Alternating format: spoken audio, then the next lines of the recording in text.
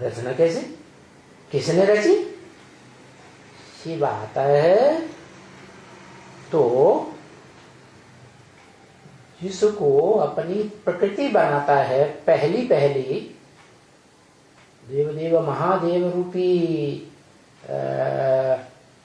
मूर्तिमान आत्मा को, तो उसमें दोनों ही हैं, शरीर भी है और आत्मा भी है। और वो इस सृष्टि रूपी रंगमंच पर दोनों ही सदा काल रह करके पार्ट बजाने वाली आत्मा है, आत्मा है। शरीर भी है और आत्मा भी। तो आत्मा हो गई पराप्रकृति शिव की। पराप्रकृति कैसे, कृति कैसे है? कृति माने रचना, रचना रचने का तो टाइम होता है। तो क्या आत्मा की रचना रची जाती है? आत्मा की तो रचना नहीं। आत्मा अनादि है या कोई टाइम पे रची जाती है? अनादि है। तो फिर वो कृति कैसे हो गई, रचना कैसे हो गई?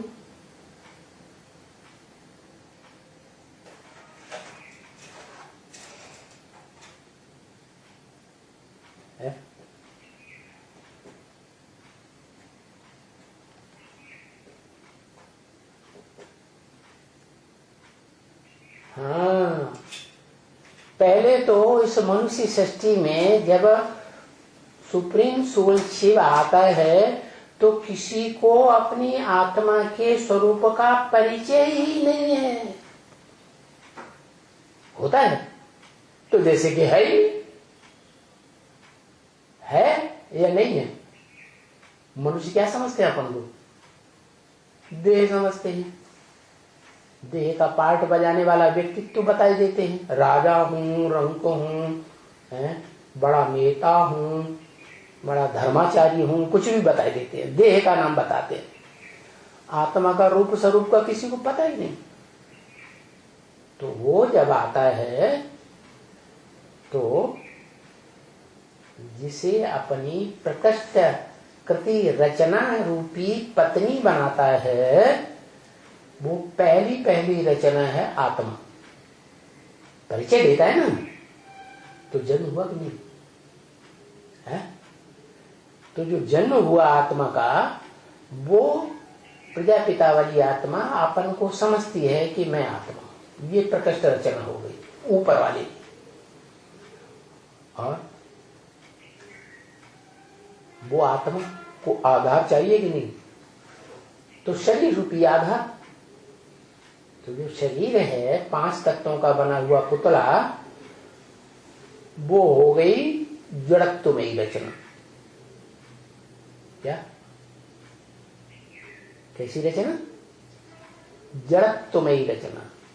माना जो शरीर है वो 5 जड़ तत्वों से बना हुआ है। पृथ्वी, जल, वायु, अग्नि, आकाश। ये है अपरा प्रकृति, नीची प्रकृति।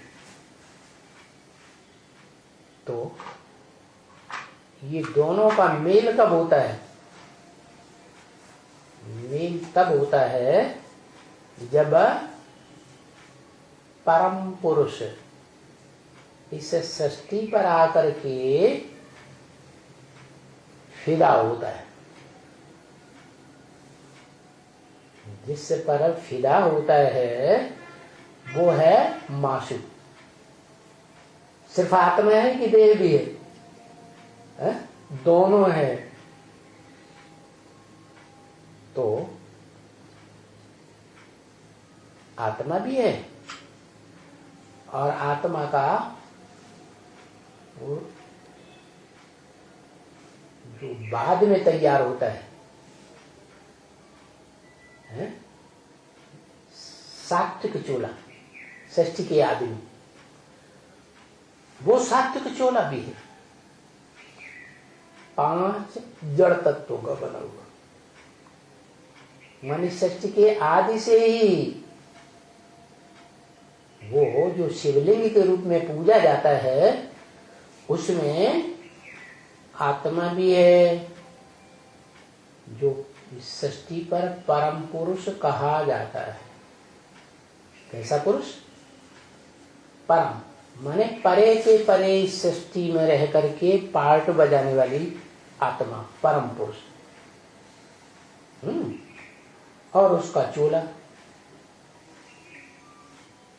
शरीर रूपी चोला 5 तत्वों का, वो चोला भी आत्मा ही तो धारण करती है।